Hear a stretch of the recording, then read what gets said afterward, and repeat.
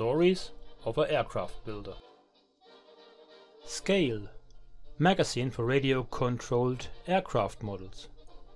Issue number 2, from April 1993. Experience 1917 anew. Part 1. Using the example the Fokker DR1.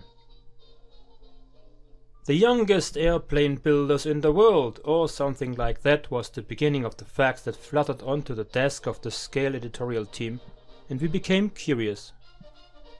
Achim Sven Engels, friend Renate Varga and friend Wolfgang Schuster had set their minds on reconstructing and rebuilding the Fokker DR1 triplane true to the original. Achim Sven Engels began this adventure in earnest at the age of 17. And you can read the whole story here. This article was written by Achim Engels himself. In the spring of 1917, the British company Sopwith on Thames launched a new fighter aircraft which, in the experienced hands of the Royal Naval Flying Corps, was such a successful weapon that it posed a threat to almost all German fighter aircraft types. This was the LC-1 TTR project, which became famous under the pseudonym Sopwith Triplane. On the German side, the Inspectorate of the German Army Air Service, or Inspektion der Fliegertruppe, abbreviated with IDFLIG, believed that the British had found a magic formula for the construction of single-seat fighter aircraft with a 3 pair of wings, and scrutinized the first Sopwith triplane forced to land in great detail. Shortly afterwards, IDFLIG issued a circular to all German fighter aircraft manufacturers with the order to design and build a triplane that would be superior or at least equal to the British model in terms of climbing performance, speed and maneuverability. Companies such as AEG, Albatros, DFW, Pfalz and Siemens Schuckert, to name but a few, began to develop triplanes at their own expense. Only the company of Dutchman Anthony Fokker, with the design, succeeded in producing an equal, beautifully shaped aircraft, the Fokker V5, whose official military designation was initially Fokker F1 and that was later changed to Fokker DR1. This Fokker V5 is the subject of the following article. It was probably in the spring of 1988 when I first learned more about this triplane. I was reading a magazine called Aero, the illustrated aviation magazine. There was also a sketch of the aircraft printed there. I think that was the trigger for my later project. I spent hours looking at the drawings and reading the text describing the history and combat use. Then, all of a sudden, the decision was made. I decided to design a remote-controlled model of this flying box. The model was to correspond to its prototype in every detail and not just look like it. I used the information available to me from the magazine, but I soon realized that I couldn't lure a dog from behind the stove with these. The information I received from Aeromax, as German scale model documents provider, was also very good and helpful, but as it turned out later it was not detailed enough for my requirements. My first drawings were of course flawed, from top to bottom, and depicted all sorts of things. You could have recognized the Fokker triplane in them, but none of this was quite right. That's why I began to research this aircraft intensively. Over the years a number of documents have come together, ranging from nonsense to original work drawings. Separating the credible information from the rest was a very laborious task.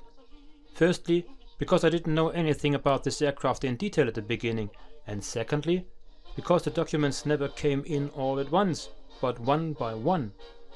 It sometimes happened that there were months in between. When I finally had the information I needed to make drawings for a part, at some point other sources came in that were more credible, and everything had to be changed again. This can be very frustrating at times. But when you're trying to get something right, Even the smallest part doesn't allow for a compromise in shape and size. After my first drawings were ready, I started to work on the model. It was to be my first remote-controlled airplane model. I had no idea about the construction of remote-controlled airplanes, let alone about remote controls per se. The thought of my first model fuselage still had me smile, although it did provide the basis for my second one, which was already quite respectable. I took a very close look at this second fuselage for a very long time, and at some point I thought to myself that it couldn't be particularly difficult to build something like this in 1:1 scale. Of course, my model plans had nothing to do with real construction plans, but after all, what are textbooks for? So I had to create construction plans that could have been used by strangers. In the meantime, my archive on this airplane had also grown, and so I was able to make many changes compared to my first plans. The construction plans had not yet been completed when I wrote to almost all the museums in Europe asking whether they would be interested in acquiring such an aircraft for their exhibitions. Many replied with no. Others were interested but wanted me to contact them again as soon as the project was finished. But how on earth was I ever going to finish the project if I didn't even have the money to start it? After all, I was still a poor 17-year-old student at the time.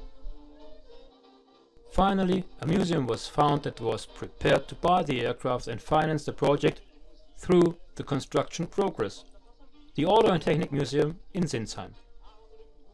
Although I had already built the fuselage of the plane on a scale of 1:6, I started work on the full-size object with the wings. The construction itself turned out to be an interesting learning process, especially as I had no practical training and not much knowledge of working with materials or machines.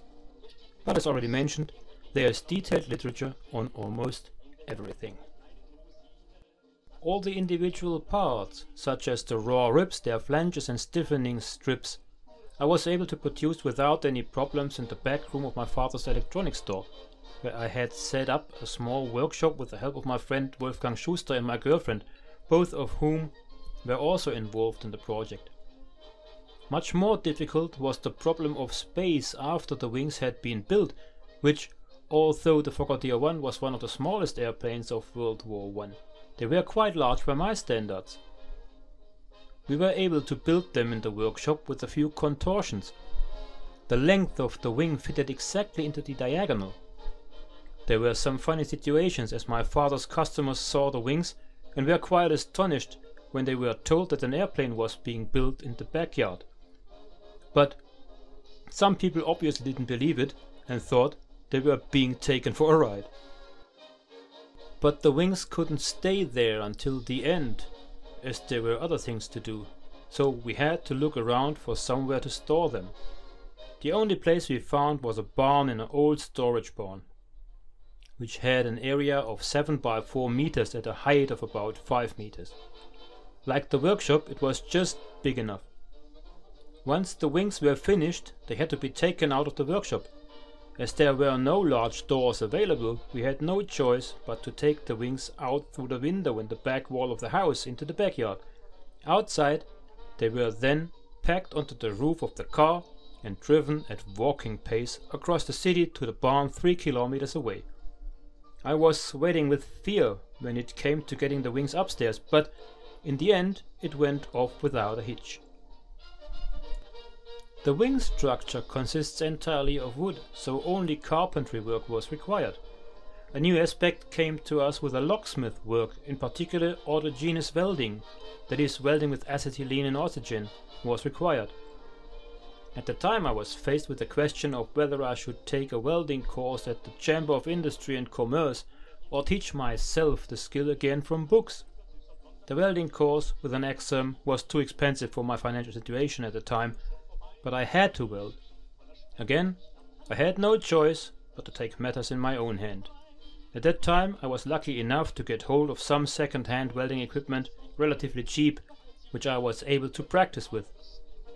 You can imagine that the first welds looked strange and didn't hold up, but together with my father, without whom I would have been really lost at times, I managed to improve my skills.